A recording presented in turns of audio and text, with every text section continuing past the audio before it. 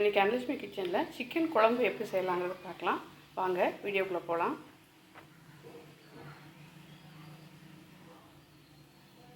இன்றைக்கி சிக்கன் குழம்புக்கு நான் சிக்கன் எடுத்து வச்சுருக்கேன். இப்போ நம்ம தாளிக்க ஆரம்பிக்கலாம். கடாயில் எண்ணெய் விட்டுருக்கேன்.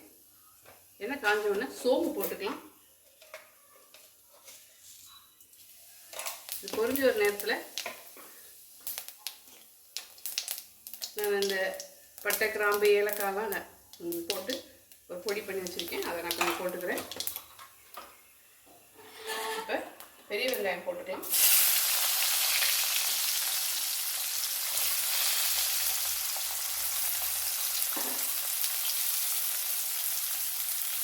வதங்கும்போது நம்ம இந்த டிஷ்ஷுக்கு குழம்புக்கு தேவையான உப்பு போட்டுக்கலாம். பார்த்து அளவாக போட்டுக்கோங்க. அப்புறமா கூட நம்ம கடைசியாக போட்டுக்கலாம். வெங்காயம் வதங்கிட்டு இருக்கிற நேரத்தில் நம்ம இஞ்சி பூண்டு விழுது சேர்த்துக்கலாம். ஒரு பச்சை ஸ்மெல் போகட்டும். பூண்டோட பச்சை ஸ்மெல் போன உடனே நான் ஒரு பச்சை மிளகா கீறி வச்சுருக்கேன். ஒரு காஞ்ச மிளகா, கருவேப்பிலை, ஒரு தக்காளி போட்டுக்கலாம். தக்காளி இப்போ சாஃப்ட் ஆகிற வரைக்கும் நம்ம குக் பண்ணி எடுத்துடலாம். தக்காளி நல்லா சாஃப்ட் ஆகிடுச்சு. நம்ம இப்போ இதுக்கான ஸ்பைசஸ் ஆட் பண்ணிடலாம். காரத்துக்கு சில்லி பவுடர் போடுறேன். இது எவ்வளோ போடணுமோ உங்கள் ஆப்ஷன். மல்லித்தூள், அடுத்து குழம்பு மிளகாத்தூள். உங்கள்கிட்ட குழம்பு மிளகாத்தூள் இல்லைன்னா நீங்கள் சில்லி பவுடரும் மல்லித்தூளுமே போட்டுக்கலாம். இப்போ கொஞ்சம் சீரகம், ருசிக்கு தேவையான மஞ்சள்தூள்.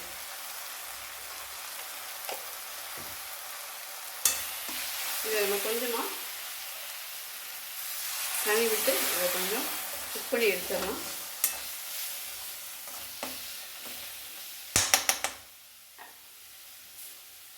நல்லா பச்சை ஸ்மெல் போனோடனே நம்ம சிக்கனை சேர்த்துக்கலாம்.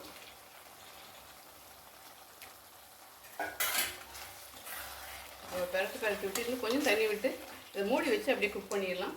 நான் அரிசி கழுவி தண்ணி எடுத்து வச்சுருக்கேன். ஸோ அதை அப்படியே ஊற்றிக்கலாம்.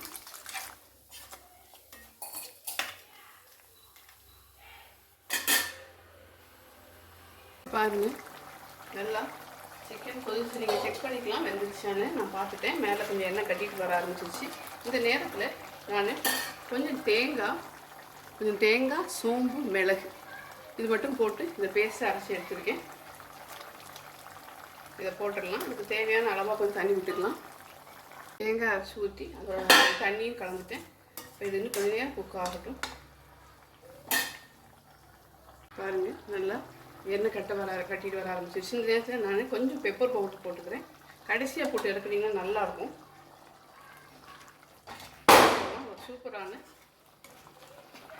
சிக்கன் குழம்பு ரெடி ஆகிடுச்சு. ட்ரை பண்ணி பாருங்கள். இன்னொரு சூப்பரான டிஷ்ஷோடு மீட் பண்ணலாம். மறக்காமல் சேனல் லைக் பண்ணுங்கள், ஷேர் பண்ணுங்கள், சப்ஸ்கிரைப் பண்ணுங்கள். தேங்க்யூ.